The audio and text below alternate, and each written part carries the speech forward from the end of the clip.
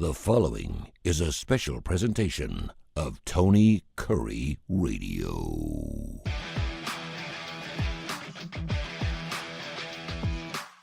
Hey everybody, time to get back together with Tony Kurre after a couple week hiatus. I've been off in the la-la land, sort of, with a couple of other personal issues and professional challenges, but glad to get back on the beam. We're going to alter the format just a little bit, and again, I don't want to, and we'll get Tony's concurrence on this, but I'm really looking for more of an opportunity to have a sports platform on the podcast level.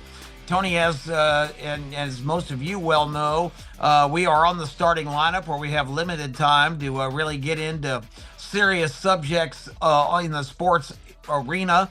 And also on the radio, I've got a lot of time, but we're real caller driven on WJOX, all our shows.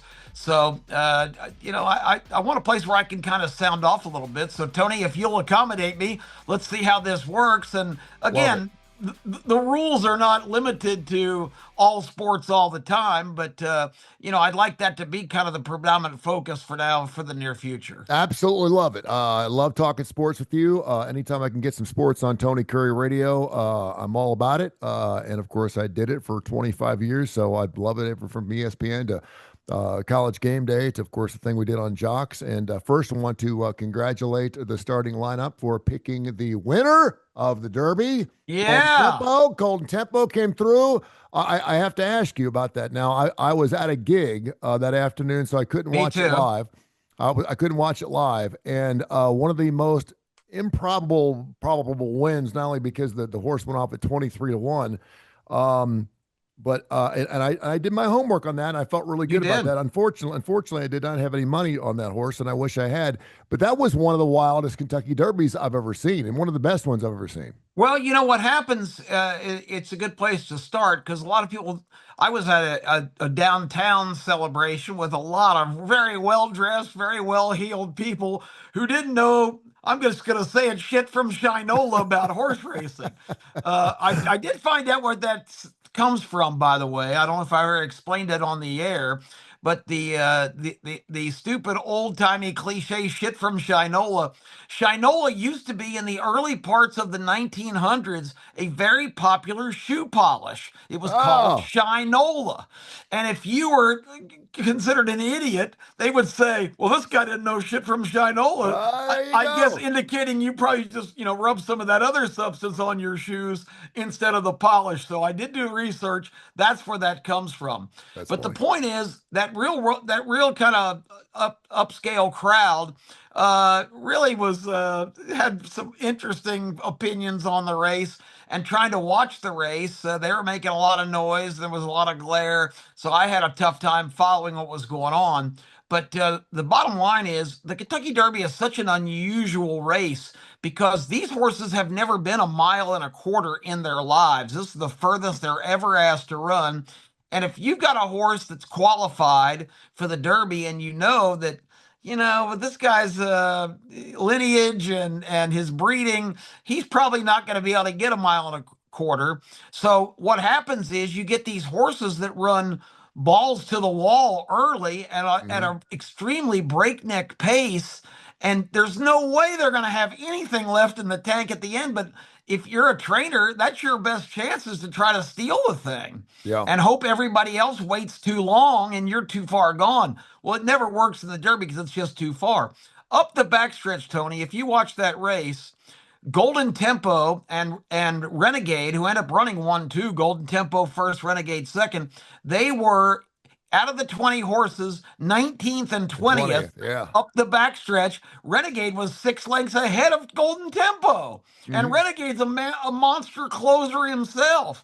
But the race at the end, when you've got all these horses on the engine up front, the other logical contenders, those jockeys get nervous that maybe we can't let them get completely away, so they push their horses. I like the Brad Cox duo, Further Ado and Commandment, who were both in the top 6 turning for home. I was feeling really good about things. But just the pursuit of a fast pace. They didn't have anything left in the tank either.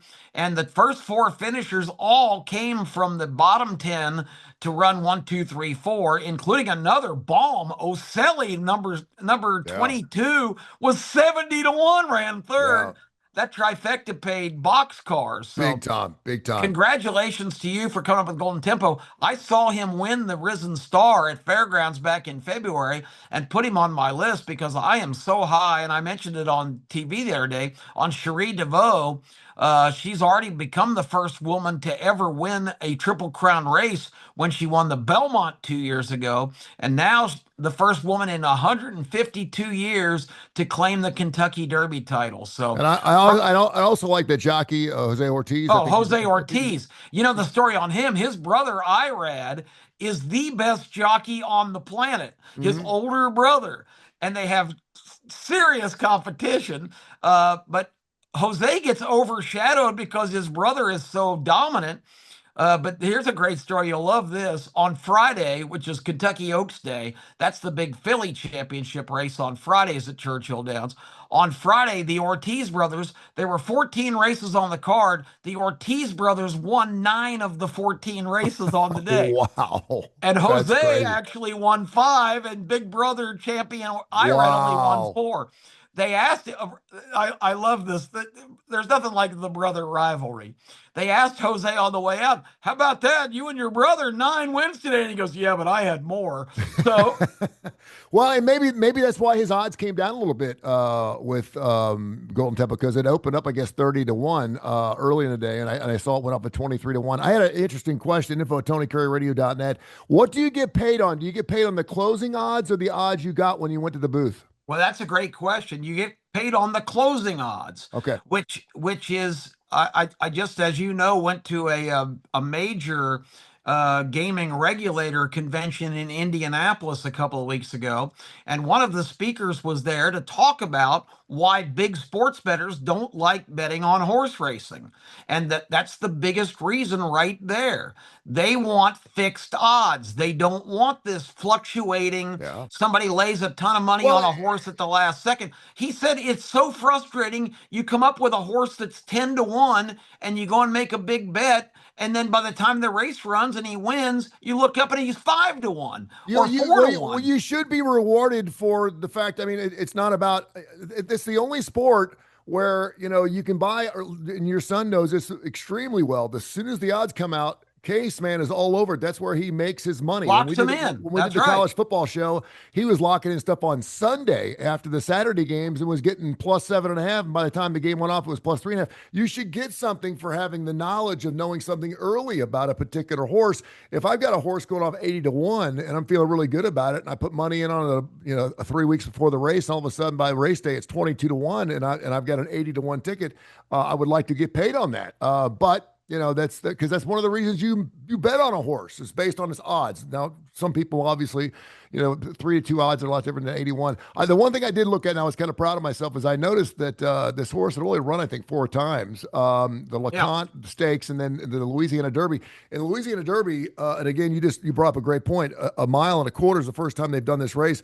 He did have great closing speed. No, he was coming like a consistently. freight train, Yeah, but he ran third. I actually cashed that day at the Louisiana Derby because I said he had such a perfect trip in the Risen Star to win that. I know he's going to be coming like a freight train, but and that's the other reason too. I did not pick him on top in the Derby. Every play I had was the 2 Brad Cox horses, the 6 and 18, but I had Golden Tempo prominently on my second line because I knew it was he and Renegade that would be coming like crazy.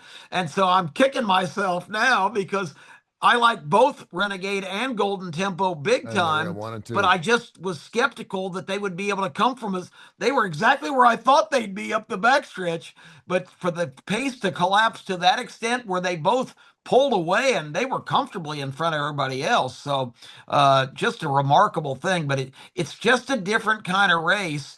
And you know what'll happen now? People will over adjust next year, Yep. and they'll be putting all the emphasis on the horses they're going to get way behind. And next year, It'll just be one of those years where the pace is moderate and not super fast, and those horses won't get there. So you can try to adjust, but until you see exactly who's going to run in each year's edition of that race, it's really difficult to come up with the winner. All right, so I think this is really interesting. We see this in college basketball all the time, where you'll see a team like Belmont, who early in the season may have been a 30-point dog to Duke, and all of a sudden they make it to the second or third Yeah. round in the college championship, and all of a sudden they're a 5.5-point dog to the same team they were a 30-point dog because they found themselves. They get better. They get a great guard. They start playing great defense. So with that being said, a horse that went 30-1, ultimately 23-1. Now, what's up with the Preakness, and who do you like early in the Preakness? Well, the Preakness of the three races is the hardest one for a pure closer to win because the Preakness has very tight turns and it's not as long. It's only 1 mile and 3/16, which is about 200 yards shorter than what we saw on Saturday, and it's far shorter than what we're going to see in 3 weeks in New Yeah, York at the Belmont. A that's a long one. mile and a half they go, Mm. Tony, which is really a mind-blowing kind of thing because the Belmont is really the bugaboo in terms of trying to guess what kind of horse going to win because even the deep closers, that's so far Yeah. that a lot of times they make a move and then they flatten out even and can't finish the deal. So uh, to have a Triple Crown winner, three different states, three different tracks, three different distances, three different surfaces, three wins in 5 weeks. It is one of the toughest things in sports to accomplish, and that's why we see it so rarely. Well, the last one was 2018, correct? Yep, The last, justify. yeah, Justify. So, Golden Tempo, can it keep the tempo in the Yep. Preakness? We'll go. I We'll mean, go he's one a race. monster closer, and if he gets a good trip, a lot of times if a closer is going to win the Preakness, he came way on the outside in the Derby. But in the Preakness, a closer's best chance is to kind of run the rail, and Golden Tempo is showing he can do that. The win, if you go back and watch the YouTube video of the Risen Star, he comes right, he's scraping the paint. He's right up on the inside and running by him. So I think the horse is pretty versatile. His trainer Sherry DeVoe is just an up and coming superstar. She's been on my radar for several years, and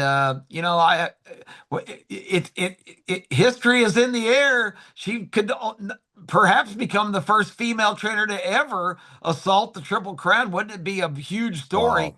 And especially in this time of all this controversy of men competing in women's sports and all that other things, there are some competitions where men and women can square off equally, Yeah. and this is one of the few sports that arena is open Well, to and women. just from lack of trainers, period. I mean, that's why you haven't seen a woman do as well as you probably should have, and it's well documented that it was about time. I mean, she was fantastic. She's a great trainer. I think she's going to do really really well. Speaking of going wire to wire, and that's certainly. By the way, I went back and watched it. Outside the first time they announced Golden Tempo's name, which was like in the first 30 seconds of the race, they didn't mention that horse's name again Yep. until 6 seconds left in the race. It was like, where the hell did he come from? That was so good. Because I knew he had won the race before I watched it, which really was kind of cool because I was sitting there watching it and I saw him back in 20. I thought, how in the hell does this horse win this race?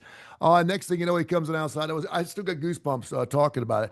A team that has gone wire to wire right now, the best team in Major League Baseball, and I know that makes you happy, happy, happy, is the Atlanta Braves. Can you tell me they lost their last game, but can you tell me the last time the Atlanta Braves were 15 games over 500? They were 25-10 It's until they 25 and lost 10 is their 11. best start ever Yeah. since 1897. They got up 4-0 last night and gave up a couple of home runs to Seattle to win 5-4. So that was disappointing, but they're off to a great start. And Tony, their pitching staff is so banged up. They're Yeah. missing three starters right now. They got Spencer Strider back Sunday. He was pretty shaky in his first outing. He was a guy that almost won the Cy Young in 2022, but he's had some arm problems and some different things. He doesn't have the velocity he had when he first broke in. He was, right around 100. Now he's down around 95. That makes a big difference. But offensively, it's smoke and mirrors because two of their biggest stars, Ronald Acuna, who's hurt now and on the 10-day disabled on the IL, and Austin Riley, a big slugger for their third baseman. Those guys, neither one of them have hit a lick this year. Yeah. But Matt Olson, the first baseman's off to an unbelievable start, and a bunch of the guys they picked up, role players. Dubon, who was a utility player for the Astros for the last few years, has been a revelation for the Braves. He's hitting about 300. He can play anywhere. They just plug him in and go. And Drake Baldwin, who won the Rookie of the Year as a catcher last year for the Braves, already has 11 homers. He's only 22 years old in his second year. He's on his way to superstardom. So the Braves have had a lot of good things fall into place. They're the only team in Major League Baseball who has not lost a series yet Yeah. this year. How about that? They actually have a one game or a half game lead over the Yankees if you wanted to put them all together. The last time the Braves were 15 games over 500 was the last day of the season in 2024. Unbelievable. So that should tell you it's been a long time and certainly deserved. And again, I like to look at off-season stuff. I do think I think Weiss has done a wonderful job in incorporating a winning attitude back into that locker room. And a lot of people say, "What if the Braves have always been a winning?" Not necessarily. Yeah, last year they had a real struggle. Yeah, I always watched grapefruit leagues and the cactus leagues a lot just because I was a Reds fan, and they're currently sitting third right now. They were in first place all year long, and they've lost the last couple of games. They're 20 and 15. But I always, whenever they normally play around 25 games, they do some split squad stuff. But normally when the Reds were like 13 and 12, 14 and 11, somewhere around 500 in spring training games, for some reason they do really well. And I do think, and I want to ask you this question because I know how much of baseball fans you are. How important is the preseason? A lot of people say, why do we have it? If you're 11 and 14 or 10 and 15 and you're a good team like the Yankees, it probably doesn't matter. If you're an up and coming team and maybe a Pittsburgh Pirates type of team, maybe Kansas City Royals, maybe a smaller market team, and you start 10 and 15, you start thinking to yourself, oh God, what kind of team are we going to be during the regular season? And I don't think it ever hurts to incorporate that winning feeling in the locker room, in the clubhouse before any time. If you have a stellar spring and you end up being 15 or 10 and 20 or 10 or whatever, I think that's a good feeling. And people love to win. We like to win no matter what it is. We like to win. Well, that sure. feels really good. It feels really good. So how important is spring training? I think it's important more for not so much for the wins and losses, although I agree with what you're saying. It's good to build a winning culture no matter if the games count or not. But spring training is so important just to kind of assess what you've got and see how all the pieces fit together. So much of baseball is like other sports, it's depth, particularly with your pitching staff. You've got to get those guys some reps and put them in. And in the spring, you can leave them in situations, they load the bases with nobody out. You want to see how a guy can handle that because, Yeah. if the guy stays cool and bears down and gets the next hitter and then force a double play ball, that you say, wow, maybe we have something with this young guy. And you're also you have a lot of non-roster invitees in the spring that are coming in trying to make your team. There's a lot of assessment that goes on. There's a real science to it. Your established players, not so much. It's just, hey, come down here, take whatever reps you need, get in shape. Managers in this day and age pretty much let their guys dictate. Hey, Skip, you got to get me in today. Yeah. Or I need off. Yeah. I went down for a couple spring training games this winter in February, and I noticed we saw the Tigers and the Orioles play on a Sunday, and it was kind of cold. The Orioles were at Lakeland, that's the Tigers facility, and the Orioles brought nothing but like B League players. I mean, it was like a Sunday. Okay, all you regulars take the day off. Well, so they give the younger guys a chance. But it was weird because Pete Alonso was in the lineup, and Legend's a huge Oriole fan, and Legend said to me, "Well, he hadn't played in the first couple games." I said, "Well, that probably explains it. He was sick or something," and said, I need to go. I need to play." So you never know who you're going to see, but I think it's a very useful exercise. And You're absolutely right. It's never a bad thing to get to the point where your team believes that no matter what, and no matter who's in the game, we're gonna find a way to win. I think you don't see many teams come out of spring training that are 3-15 or 3-20 or whatever do well in the regular season right away, because once you get used to losing, it's kind of a habit. And again, I think managers, for people that don't know baseball very very well, I love when they make this argument. The manager doesn't do anything. First of all, why is the manager dressed like the ball players and he doesn't play? Which I think is fantastic. Hilarious. Because And all the coaches. could you imagine NFL coaches wearing uniforms in games? I think it's cool.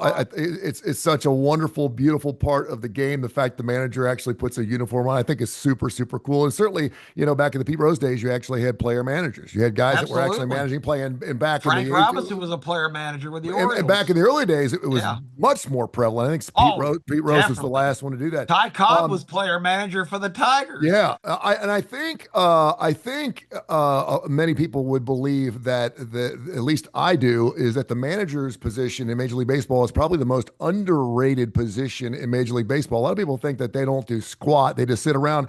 But when you look at, say, and that's why I made a bet with Legend this year. I don't know what Baltimore's capable of. I know they're 15-20 right now, and the Reds are They're 20-15. struggling. You flip it around. The Yankees We just have a little beat them side. to death this Yeah, weekend. we have a little side bet. I made him give me 7 games on top because I knew the Reds weren't going to be as good as Baltimore. At least I thought.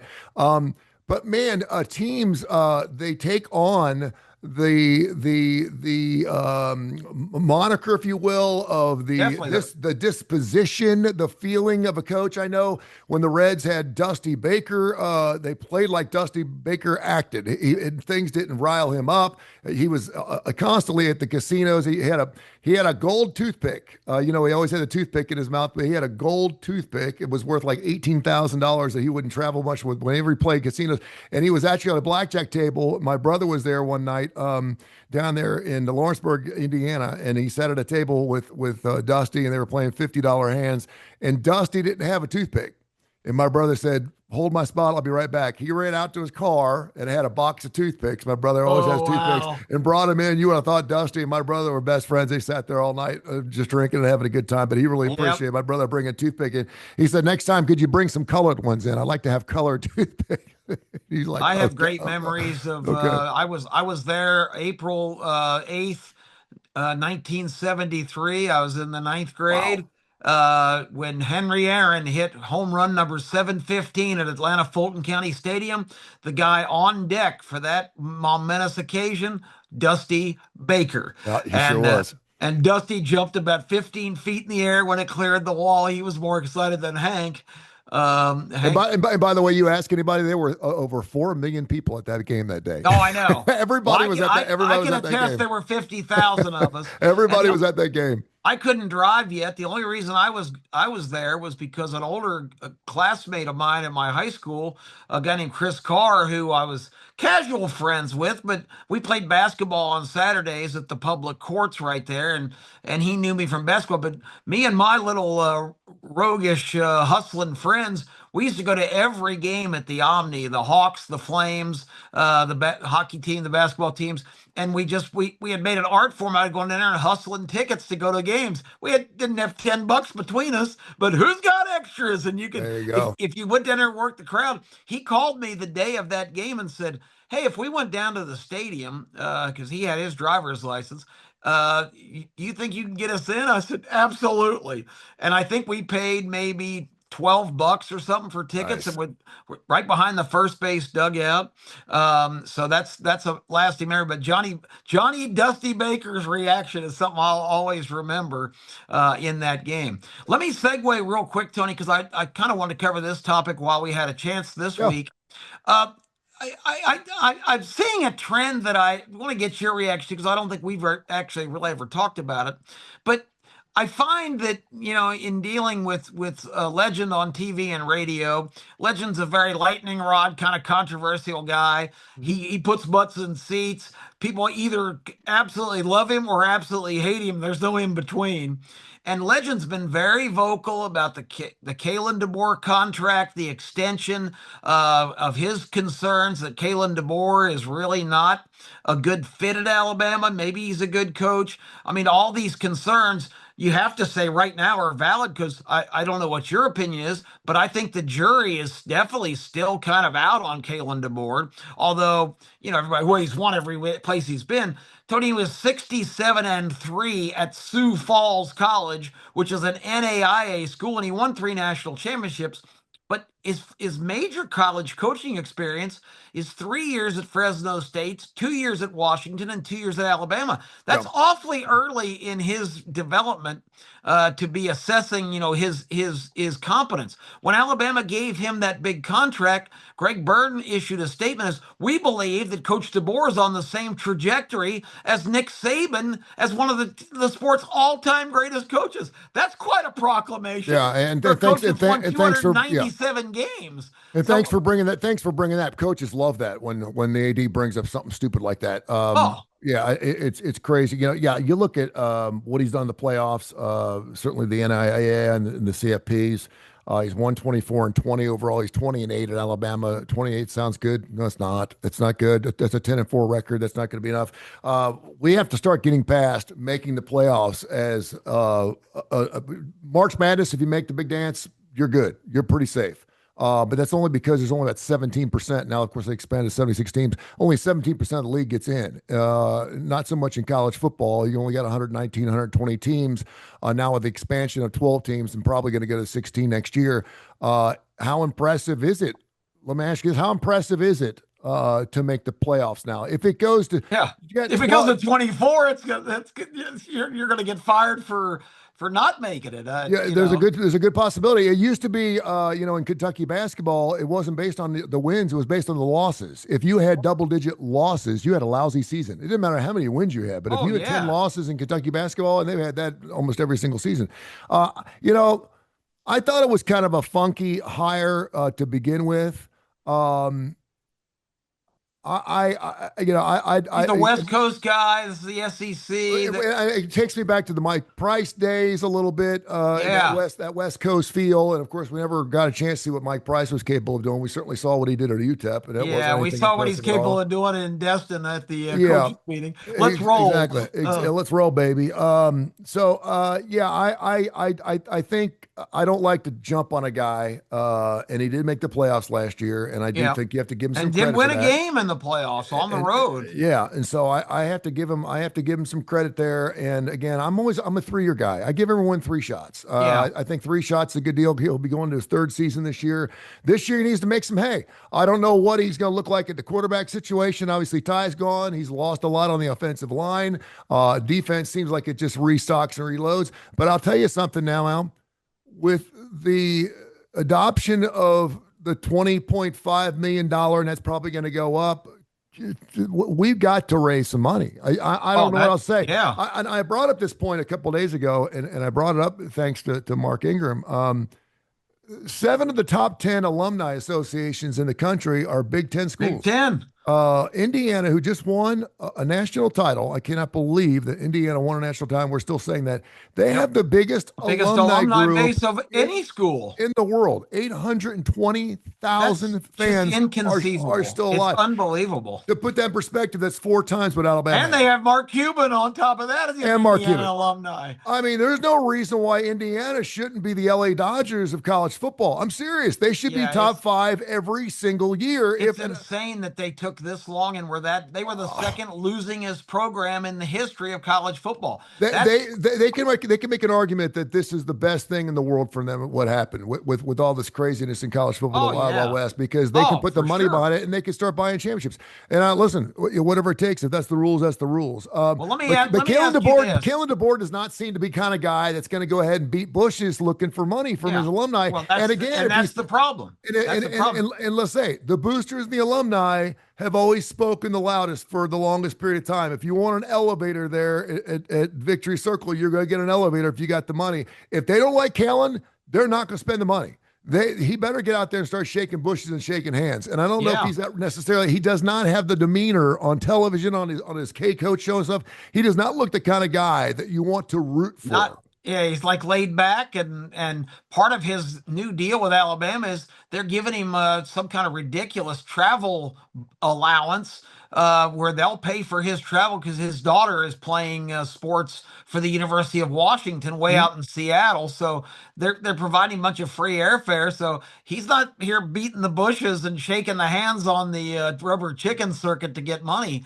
And my radio partner Terry Quayton said last year, well, we've already seen this movie of an economic struggle between the North and the South, and it's going to come out the same way every time. The North's always going to win that. If Yeah. this comes down to economics, that's why I think the merger is imminent.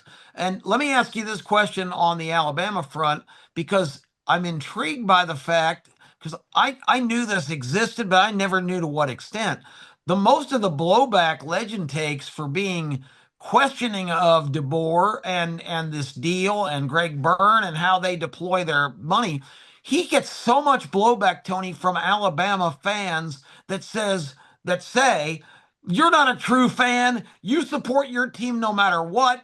How dare you criticize and declare yourself the greatest fan of the program when you're not even supporting them? It's this kind of blind.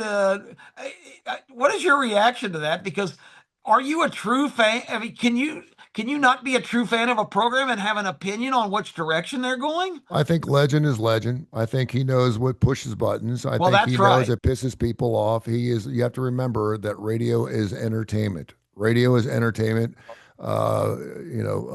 Everybody knows that, and so does the man who runs the show. And I know he's aware of that. He knows every time he makes fun of Kalen DeBoer that some of those Alabama fans are going to be pissed Oh, off. because he's There's pushing there, the buttons. You're there's right. also there's that fan that says, "Listen," and Alan Greco was like this a lot, and he would be critical, but he would keep it in house. Okay, he would keep it in house. He could be so. I would say this now: if Legend wasn't on television, didn't have a radio show, no one knew who he was.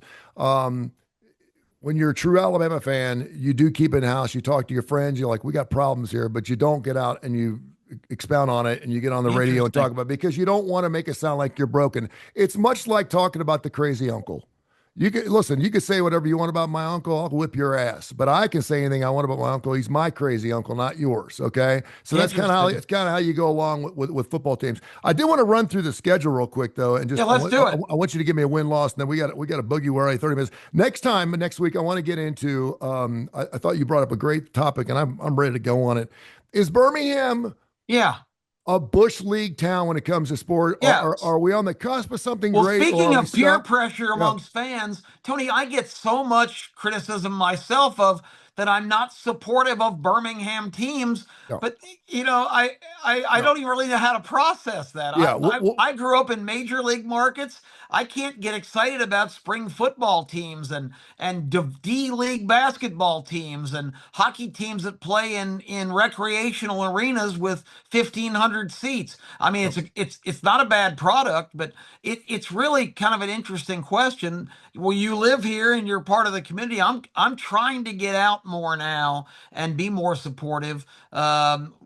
I've got a deal pending with the Birmingham Barons because I do like the affiliations with Major League Sports that they have, and we might be looking at future stars. But I think it's a fascinating debate that Birmingham has got this kind of second class sports mentality. Mhm. And yet a lot of people say, well, you got to support the local teams no matter what league they're in. I have Yeah. a tough time with that. Our way too early win-loss record here for Alabama this season. All They right. open up September 5th, East Carolina at Bryant-Denny. Yeah, they'll take them down. The Uh, Pirates, although they're not a cupcake. no, next week, Alabama at Kentucky. That's going to be an interesting game. I think Will Stein is going to do amazing things at Kentucky. I didn't realize, Tony, he was the offensive coordinator for Oregon and really developed Bo Nix. And look what he inherited. Bo Nix was a broken kid coming from Auburn, where he was born with Auburn logo on his diaper, and Stein turned him into one of the top quarterbacks now in the National Football League. Dante Moore was his pupil last year, freshman who was phenomenal. And this guy, I didn't know this link when he first came out. I said, "Well, another West Coast coach coming here." Will Stein's dad played at Kentucky. Will Stein was born, he is from Kentucky. Sure is. So, and I saw a little clip of footage of him at spring practice. This guy is a dynamo. Is that a W or a L? I'm gonna say that Alabama could get beat at Lexington. I'm gonna say it's an L. Okay, I'm gonna put down an L. Florida State at Alabama, the 19th. Yeah, I think revenge is going to be the word there. I don't. I think Mike Norvell is a dead man walking. This will be his last go round. Alabama will win in Tuscaloosa. All right, Alabama. Or I'm sorry, the next week, South Carolina at Alabama. Yeah, getting them at home is good. South Carolina might be a little bit of a sleeping giant this year. They were disappointing last year, but Lenora Sellers, despite rumors that he was going to transfer, is back. And Shane Beamer's got to, it's the old Muhammad Ali Leon Spinks joke. I got to have it this evening. You got to have it this evening for sure. Because Shane Beamer's got to have it. Because as popular as he is in Columbia, another bad season, he's out.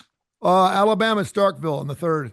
I'm going to give Alabama the win against Carolina, though. Let's go Georgia at Alabama on the 10th. That's going to be a monster game. Yeah, I think Kirby's kind of loaded.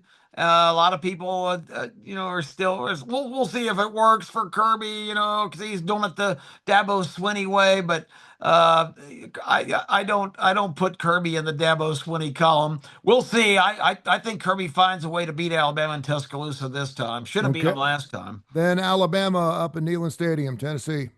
Yeah, I think Tennessee's going to take a step back. I really don't like what's going on there. Alabama hasn't won there in a long time, but I like the Tide. Next week, A&M at Alabama. Yeah, I don't know what to make of this A&M team. I know they've got a lot of guys back, and they've got an experienced quarterback in Reed. That'll be a tough game, but Alabama's so hard to beat in Tuscaloosa. I'll take the Tide. Alabama Baton Rouge. That's coming up on November 7th. What do you? I'm just hear what your expectations for Lane Kiffin is. I think people are setting the bar awfully high. I suspect that he'll find a way to probably beat Alabama in Baton Rouge, but I'm not going to be surprised if LSU's not all that in a bag of chips, because this is the first year in a big transition, and you're bringing in all these superstar players, but you got to see how they're going to mesh as a team. Individuals don't win football games typically. You've got to have a good cohesive unit, and I'm not so sure what he's going to have. Yeah, I'm going to give LSU a win there, just because it's LSU and it's I'm with you. Alabama at Vanderbilt. That used to be an automatic W, I guess. Yeah, but now who knows? Now they're a giant pain, but I think Vanderbilt's really going to take a step back. I think Pavia and Stowers, who were both superstars there that came from New Mexico State, they're both gone. You've got the true freshman quarterback who they promised the job, and he decommitted from Georgia to stay home and play at Vanderbilt. Curtis. There's going to be some bumps and bruises. I like the Tide big in that one. The Moccasins at Alabama, that's a win. And the final game is the Iron Bowl is at Alabama this year, Bryant Denny. Yeah, Auburn has not fared well in Tuscaloosa since the Cam Newton era. I don't have high I don't know what to really expect from Auburn. It might be a good topic for our next session. Alex Golish, another young coach who I like what I see. I think it's definitely a positive direction for them to go away from the hangdog, you freeze. Well, we're just hoping to make a bowl game. Man, good grief, you set the bar high. Let's go 6-6. What a mess that was, man. What a mess that was. Thank goodness Hugh Freeze has gone down the road. I'm not a fan. All right, we give them the victory. Give Alabama victory. So what's that? 9-3. 9-3. Right where this is starting to feel like a Tommy Tuberville type of thing. Remember, Tommy was always good every single year. If you could put it in spades, Tommy was always like 9.3 and 4.1. I guess he's always 8-4, 9-3. Rarely did he get the double digits. When he did, it was usually good enough to get a bowl, but not a New Year's Day bowl. Yep. He got to 10 victories, and he was just always good. And, for a long time. He beat Alabama 6 years in a row at one point. I mean, do you believe that? Do you believe that? Remember him going off the field? He had to use two hands. Yeah. Where's the next thumb? I mean, you look at that. I still cannot believe he won 6 years. But I mean, with the fact that he won 6 years in a row, And the fact that you knew what you got with Tommy. You knew, guns up. You knew that he was going to bring you 8, 9 victories every year. He's probably going to lose one he should win. He's going to probably lose one he should have won. Yep. Won. And it's just, but yeah, but I don't think 9-3 is going to be. I don't know if that's going to be good enough to get you in the 12. In the 16, it would. But in the top 12, I'm not so sure if that's a playoff team or not. That's going to be interesting. They'll be right on. They'll be right on the cut line again, just like last year, because a lot of people still are questioning the fact that they got beaten so badly in the SEC championship game. The seeding was the thing last year with the 5 SEC teams in the 12-team field. The committee did not do the SEC any favors, and I don't think it was unintentional. I think they seeded that where SEC teams would play each other and knock each other out, and that's exactly what happened. Because Ohio State losing to Indiana in the Big Ten championship game, there's no way in hell they still should have been seeded over Georgia, who beat Alabama that handily in the SEC championship game. They were just trying to avoid an Indiana-Ohio State confrontation before the championship, and they didn't have to worry about it anyway because Miami took care of that by knocking out Ohio State. That's another thing, Tony, with Ohio State having 15 guys drafted in the NFL draft. What a bad coaching job that reflects on Ryan Day with all of that. What did he have? 4 in the first round. How does that guy lose his last 2 games and get knocked out of the playoffs? And worse, I mentioned Dabo. Dabo had 11 players from Clemson drafted in the NFL 11. draft. That's 5 amazing. in the 5 players in the top 3 rounds. Dabo Swinney last year, 6 wins, 7 losses. A losing team with 11 NFL draft. That's almost impossible.